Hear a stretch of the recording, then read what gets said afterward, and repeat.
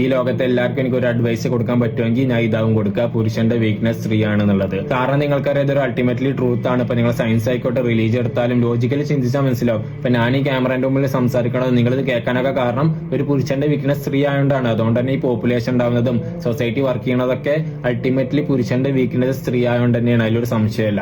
അപ്പൊ ഈ ഒരു കാര്യം അല്ലെങ്കിൽ ഈ ഒരു ഫാക്ട്, ഈ ഒരു ട്രൂത്ത് നിങ്ങൾ ഓരോ പുരുഷനും ഓരോ സ്ത്രീയും മനസ്സിലാക്കിയ കുറെ കാര്യങ്ങളിൽ നിന്ന് നമുക്ക് രക്ഷപ്പെടാം. സിമ്പിൾ ആയിട്ട് ഞാൻ പറഞ്ഞുതരാം. ഇപ്പൊ ഉദാഹരണം പറയുകയാണെങ്കിൽ ഒരു സ്ത്രീ പുരുഷന്റെ അടുത്ത് വർത്താനം പറഞ്ഞുകൊണ്ടിരിക്കുകയാണ്.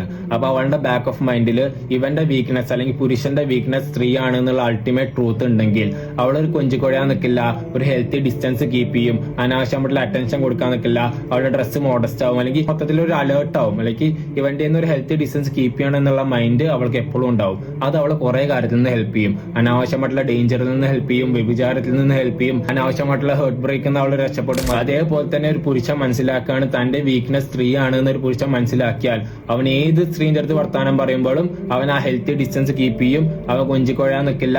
അതായത് എന്റെ വീക്ക്നെസ് സ്ത്രീ ആണ്, അപ്പൊ സ്ത്രീകളോട് പെരുമാറുമ്പോൾ എനിക്ക് ആ ഹെൽത്തി ഡിസ്റ്റൻസ് കീപ്പ് ചെയ്യണം എന്ന് അവൻ ചിന്തിക്കുമ്പോഴും കുറെ പീഡനം, ഡേഞ്ചർ, അതേപോലെ ഹേർട്ട് ബ്രേക്ക് അല്ലെങ്കിൽ സ്ത്രീകൾക്ക് വരാവുന്ന ബുദ്ധിമുട്ടൊക്കെ കുറെ നിൽക്കും. ഇതൊരു ഫാക്ട് ആണ്. അപ്പൊ ഇത് നിങ്ങൾ മനസ്സിലാക്കിയിട്ട് ഓപ്പോസിറ്റ് ജെൻഡറുമായിട്ട് നിങ്ങൾ ഇന്ററാക്ട് ചെയ്താൽ, ഹെൽത്തി ആയിട്ട് മാന്യമായിട്ട് ഇന്ററാക്ട് ചെയ്താൽ ഒരു കുഴപ്പം വരില്ല. അല്ലാതെ വരുമ്പോ ഈ ഒരു ഫാക്ട് അല്ലെങ്കിൽ പുരുഷന്റെ വീക്ക്നെസ് സ്ത്രീ ആണെന്നുള്ള ഫാക്ട് നിങ്ങൾ മറക്കുമ്പോഴാണ് അനാവശ്യമായിട്ടുള്ള ഫ്രണ്ട്ഷിപ്പ്, ചീറ്റിംഗ്, ഭാര്യ ഭർത്താവിനെ ചതിക്കുന്നു, അല്ലെങ്കിൽ ഒളിച്ചോടുന്നു, ഭർത്താക്കന്മാര് ഭാര്യനെ ചതിക്കുന്നു, അനാവശ്യമായിട്ടുള്ള കമ്പാരിസൺ ആയിക്കോട്ടെ, കുടുംബത്തിൽ പ്രശ്നം വരുന്നത്, ഈ ചീറ്റിംഗ് ഉണ്ടാവുന്നത്, പല കാര്യങ്ങൾക്കും കാരണം ഇതാണ്. എല്ലാത്തിനും ഒരു ഉറവിടം എന്ന് പറഞ്ഞു കഴിഞ്ഞാൽ നമ്മൾ അന്യ സ്ത്രീ അല്ലെങ്കിൽ അന്യ പുരുഷനുമായിട്ടുള്ള അനാവശ്യമായിട്ടുള്ള മിംഗിളിങ്ങും ഒരു അറ്റൻഷനും കൊടുക്കലാണ്. ഏത് പുരുഷന്മാരും വന്നിട്ട് എന്റെ വീക്ക്നെസ് സ്ത്രീ ഒന്നല്ല എന്ന് വെറുതെ കമന്റ് ചെയ്തിട്ട് ഒരു കാര്യമില്ല.